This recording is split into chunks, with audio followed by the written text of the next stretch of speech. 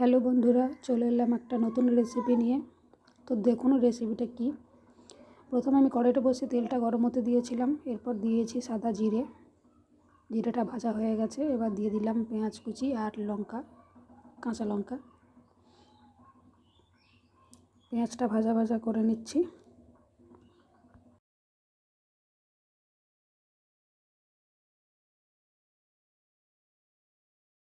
পেঁয়াজটা ভাজা হয়ে গেছে, আর এখানে কেটে রেখেছি সবজি, আলু, কড়াইশুঁটি, পেঁয়াজকলি, টমেটো, এগুলো দিয়ে দিচ্ছি।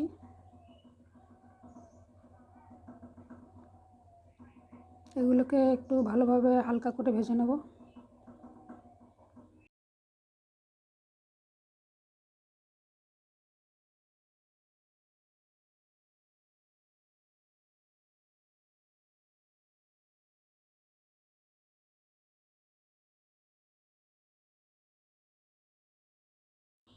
দিয়ে দিচ্ছি স্বাদ মতো লবণ।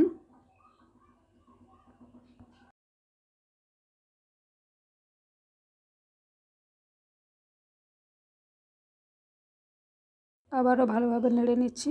আমি এবার কিছুক্ষণের জন্য ঢাকনা দিয়ে এটাকে হতে দেব। এবার ঢাকনাটা তুলে নিচ্ছি। 5 মিনিটের মতন হতে দিয়েছিলাম। প্রায় ভাজা ভাজা হয়ে গেছে।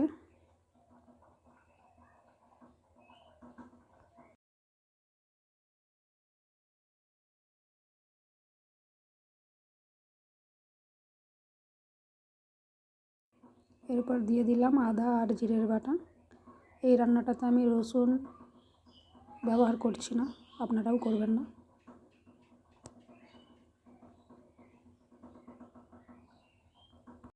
এবার দিচ্ছি হলুদ গুঁড়ো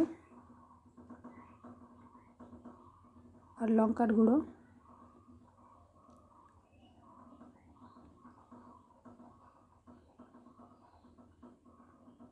আবারও ভালোভাবে এটাকে নেড়ে চেড়ে নিচ্ছি।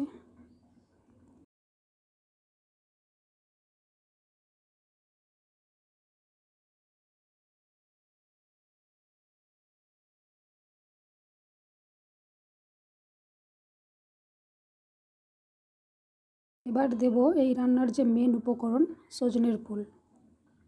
তো এটা দিয়ে দিচ্ছি। ভালোভাবে এটাকে পরিষ্কার করে ধুয়ে বেছে কেটে নিয়েছিলাম।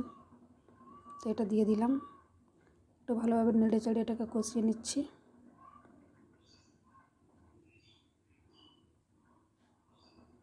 তো এই রান্নাটা আমি যেহেতু মাখা মাখা বানাবো, এর জন্য আমি জল বেশি দেব না, সামান্য পরিমাণ জল দেব, যাতে সব সবজিগুলো একসাথে ভালোভাবে সিদ্ধ হয়ে মিশে যায়।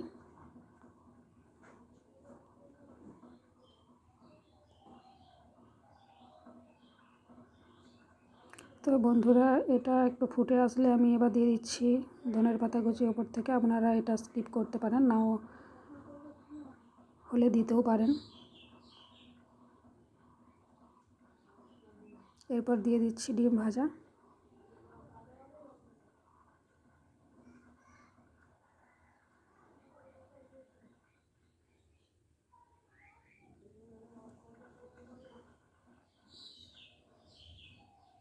তো আপনারা ডিম দিতেও পারেন, নাও দিতে পারেন।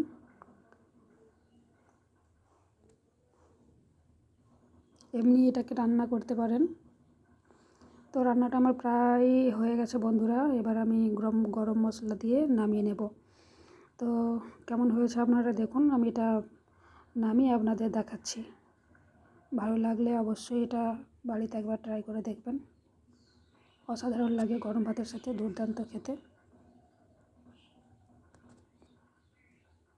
একবার হলেও বানিয়ে দেখবেন। দেখুন বন্ধুরা, এরকম হয়েছে দেখতে এটা। Thank you.